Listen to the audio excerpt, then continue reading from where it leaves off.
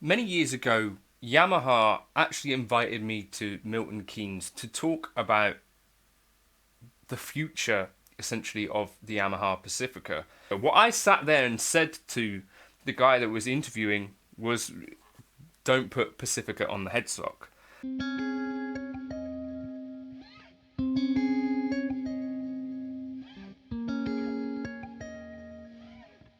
This channel is supported by TrueFire. TrueFire is an online library of lessons from some of my favourite players. There's thousands of lessons on there. You can use the promo code JNC40 to get 40% off of any of their courses.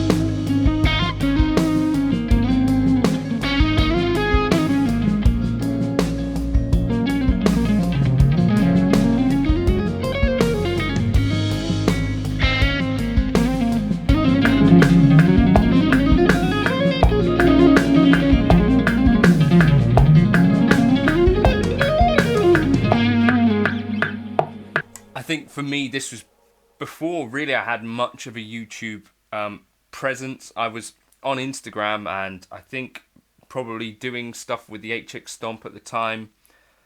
It may even been before, much of that stuff. But for some reason, Yamaha kind of noticed me from doing a demo of the Helix Native stuff. Anyway, they invited me at some point after that to go to Milton Keynes and talk about the Yamaha Pacifica. What I sat there and said to the guy that was interviewing was, don't put Pacifica on the headstock. And I'm not sure anyone else might have said that to them, but such is the tism that I thought, yeah, to be honest, I don't think the name Pacifica in my head is going to sell you as many guitars as something potentially without the name Pacifica. In this video, I wanted to explain to you why the Pacifica is not dead. I found an article on Guitar World which came up. I've been wanting to kind of do another video on this guitar anyway. This was sent to me by Yamaha, and they said if I liked it, I could keep it. I think. I don't know whether they're going to ask for it back one day. They might. But this is the Yamaha Pacifica Professional, and the price of these now is going to be up on the screen, which is, I don't know, a fairly big ask, but in the realm of like an Ibanez AZ. So the name Pacifica, I don't know about for you guys, but it means different things really in different parts of the world. There is quite a decent history of really good quality, like posh, fancy Pacificas. Rich Lasner was the guy who came up with them. I've done other videos on this, but probably the reason that you know of the name Pacifica, I'm assuming, is because it's kind of decent entry-level guitars. A Yamaha Pacifica, a Squier Affinity. These are things that I would put in the same ballpark. Now, if Squier came out with a £2,000 guitar, that'd be the sort of thing that Epiphone might do, right? Would you be thinking, that makes a lot of sense? Now, Yamaha, of course, is not quite as pigeonholed as Squier, and of course, have made fantastic guitars for years, particularly the Japanese acoustic guitars. I think those have a really decent reputation. And as well, more recently, the Rev Stars, I think, have started to bolster the idea that Yamaha can make decent guitars again, like decent electric guitars. Not that they ever stopped, but I think that they stopped essentially building a high-end S-Type. They don't build a high-end T-Type, except for maybe the Mike Stern signature. They do their ES335 type, and the SG, I think they've continued to make that as well. But in terms of like, I think S-Types are generally the most popular types of guitars, right? Yamaha weren't making one of these. It was in their actual, I found an article like written to their shareholders about, you know, where Yamaha wants to get. They want to sell more of these types of guitars to people like you and me. And so that's why they sit in a room, you know, these product designers and management types and marketing people, and ask people that, you know, make videos like this about what might be good on a guitar. One of the things I said was stick that Yamaha piano logo on there. I said don't have the Pacifica logo on there. I don't think you need it. Other things that I said, I think I mentioned lumen lay. They haven't done that. Stainless steel frets, I think, I can't remember if that was a thing I had necessarily said. I'm not saying I have any say in any of this. I'm just saying that things that I thought they should do, the things that they've ended up doing, because I guess presumably other people said it as well. This neck shape is very comfy. It's not as chunky as an AZ. And so I think the AZ, that was one of the little bits and pieces that I've noticed over the years, people saying that the neck was a bit chunky for me.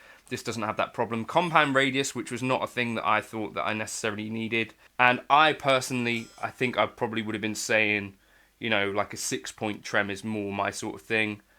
And I also wouldn't have said an HSS, because personally I just use 3 single coils. So, you know, what influence I had over this is almost none. And also I thought the prototypes with the ash kind of baby blue body, I thought that was like a perfect looking guitar that might sell quite well. They didn't end up making anything quite like that. However, what have they done? I think they've made a fantastic looking guitar, in my opinion. I think other opinions will be available, but leave yours in the comments. Does this look like the sort of thing you might play? I think there was enough of a distance between this and the AZ that this kind of stands out a little bit more, because if they just brought it out at the same time as the AZ, which was about when I got invited to talk to them, it felt like Yamaha had kind of missed the boat. I found this article about stuff that Yamaha seem to do things in an interesting way that they seem to really think matters. And when it comes to sort of research and development, it does seem like they are actually doing these things rather than just saying them. So there was an interview in Guitar World with product owner Yusuke Ota. Yusuke Ota. Sorry, I don't know how you're going to say that. He holds the position of electric guitar product owner at Yamaha. I played a central role in the design process of the new Pacifica guitars. My responsibilities include defining the target customers, articulating the unique benefits offered by the new Pacifica guitars to the customers, and meticulously specifying every aspect of their specifications. So it talks about there's like references to the Revstar, which I think is quite a nice idea, but ultimately, does that sell you any more guitars? Probably not. Both the Pacifica and Revstar models embrace a similar acoustic design philosophy focused on controlling body stiffness and vibration to enhance sound quality and balance. Then the interviewer asked, could give us some insight into that acoustic design technology. So this is a process that uses advanced measurement analysis and 3D modeling tools to design guitar bodies to have target tonal and resonance characteristics. Through extensive acoustic analysis, we've discovered the importance of consistent and synchronous vibrations across the entire body and neck. If each component vibrates freely but inconsistently, the vibrations sacrifice each other and do not incorporate rich resonance from the guitar.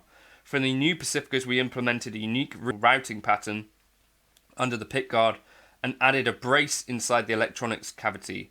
These enhancements serve to increase body resonance and balance its tone by precisely controlling the stiffness of the body. By decreasing stiffness under the pickguard and increasing it within the electronics cavity, we optimize vibrations for rich resonance and balanced tones. The professional model goes through Yamaha's IRA process as well, which involves them calling up a market or a crowded area and saying, there's a Pacifica in your area, it's going to explode at a certain amount of time. They're kind of polite like that. Initial response acceleration is exclusively available on our Japanese-made guitars. This process applies specific vibrations to finished instruments, removing stresses between components for a played-in sound and feel. We hear the results most clearly as increased sustain in mid and high frequencies.